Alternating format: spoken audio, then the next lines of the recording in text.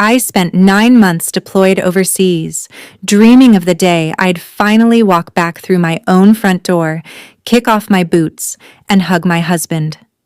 But the moment I unlocked the door, my mother-in-law, Evelyn, stood in the foyer, holding a clipboard. Before I could even drop my duffel bag, she handed me a laminated sheet of paper titled House Rules for Julia. Rule number 1. You are a guest in this house now, and dinner is served at 6 p.m. sharply. No military excuses. She thought because my husband had let her move in while I was away, she was running the show. She thought I was just going to smile, follow her ridiculous demands, and hand over my own home. What Evelyn didn't realize is that I didn't just come back with military discipline. I came back with the deed, a legal strategy, and a plan that would turn her rules entirely against her. Follow my story until the end and comment the city or country you're watching from, so I can see how far my story has reached. My name is Julia Bennett. I'm 39 years old, and after 9 long months deployed overseas with the United States Army, all I wanted was to come home to my sanctuary. 9 months of dust, loud engines, rigid military routine, and sleepless nights had left me exhausted. The only thing that kept me going was the thought of unlocking my own front door, kicking off my combat boots, and sinking into the couch in the home I worked so hard to buy. You see, I bought my house in Sacramento entirely on my own 3 years before I even met my husband, Mark. Every brick, every piece of furniture, and the deed itself had my name on it. It was my haven. But as I dragged my heavy duffel bags up the front porch and unlocked the door, I didn't find a quiet, welcoming home. I stepped into total chaos. Suitcases lined the hallway, unfamiliar boxes were stacked against my living room walls, and my favorite paintings had been replaced with gaudy, cheap decor. Before I could even call out for Mark, my mother-in-law, Evelyn, stepped out from my master bedroom, wearing a silk robe that wasn't hers. Behind her stood my sister-in-law, Chloe, holding a mug from my kitchen. Evelyn didn't offer a hug or a welcome home. Instead, she adjusted her glasses, crossed her arms, and thrust a laminated sheet of paper directly into my chest. "It's about time you made it back, Julia," she declared. "We need to go over the house rules right now." I stared at the laminated paper in my hand, completely speechless. Across the top, in bold, oversized red letters, it read, "House Rules for Julia." I scanned the list, my heart pounding harder than it ever did during tactical drills. Rule number 1, curfew is 9 p.m. sharply, no incoming or outgoing activity after hours. Rule number 2, Julia is responsible for daily kitchen cleanup and laundry for all house members by 7 a.m. Rule number 3, the master bedroom is permanently assigned to Evelyn due to her delicate back. Julia will occupy the guest room. And the absolute kicker, rule number 5, due to increased household utility expenses, Julia will pay $800 monthly in room contributions to Evelyn. $800 a month to live in my own house? The house I paid the mortgage on every single month? Just then, Mark walked in from the kitchen, holding a bag of groceries.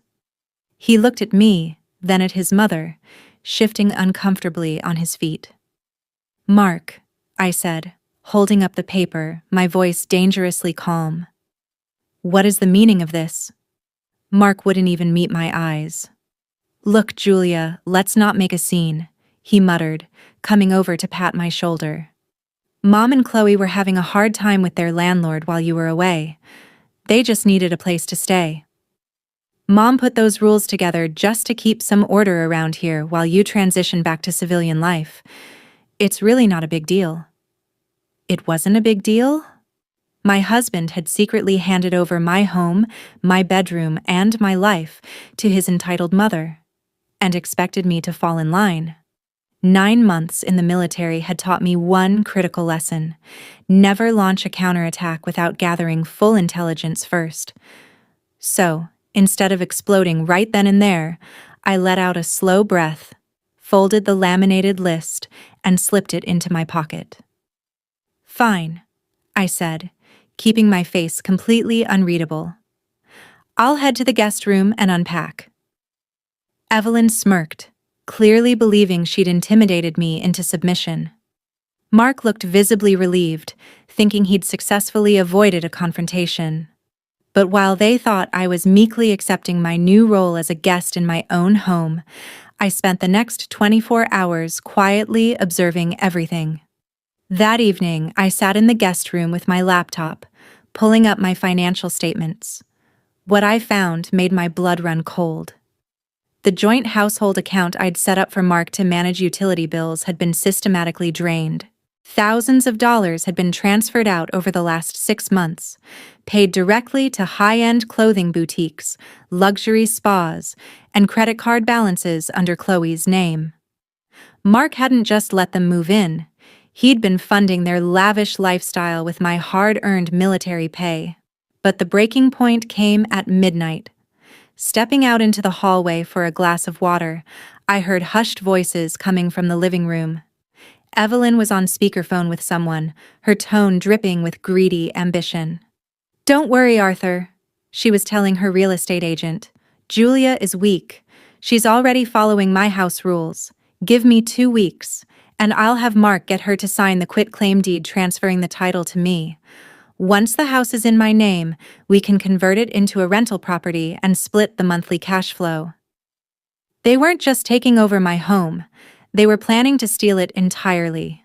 If Evelyn thought she was dealing with an ordinary pushover daughter-in-law, she was about to get a very rude awakening. I didn't sleep a wink that night.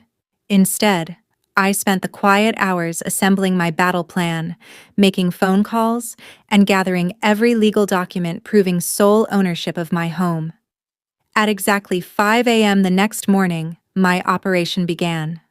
I plugged my phone into the high-powered Bluetooth house speakers in the hallway, turned the volume all the way to maximum, and hit play on a loud, piercing tactical military reveille bugle call. Within seconds, doors slammed open. Evelyn stumbled into the hallway in her pajamas, clutching her chest in terror, while Chloe shrieked in shock. Mark sprinted out of the master bedroom completely disoriented. "What on earth is wrong with you?" Evelyn screamed over the blaring horn, her face red with anger. "Are you out of your mind?" I calmly turned off the speakers, wearing my full army uniform, standing tall with my arms crossed. "Good morning, soldiers," I said, my voice cutting through the silence like a blade. "Rule number 1 in my house, wake-up call is at 0500 hours sharply. No military excuses." Before Evelyn could speak, I pulled out a fresh, official sheet of paper and handed it to her. "Since you love house rules so much, here is mine. It's titled, Property Commandment and Eviction Notice." Evelyn grabbed the paper, her eyes bulging as she read the terms out loud. "Item 1, I announced, looking right at her. "You have precisely 2 hours to pack every single personal item you brought here. Item 2, the joint household account has been officially frozen due to unauthorized, fraudulent transactions. Item 3, the Wi-Fi has been disabled and a private moving crew is already parked outside to remove any furniture that was bought with my stolen money. You are officially relieved of duty in my home." Evelyn's face turned from bright red to a ghostly pale, but her arrogance quickly flared back up. "You can't do this!" she shrieked, waving the paper in my face. "This is my son's house. He invited us here, and you have no right to kick us out like dogs. I'm calling the police, and will sue you for unlawful eviction."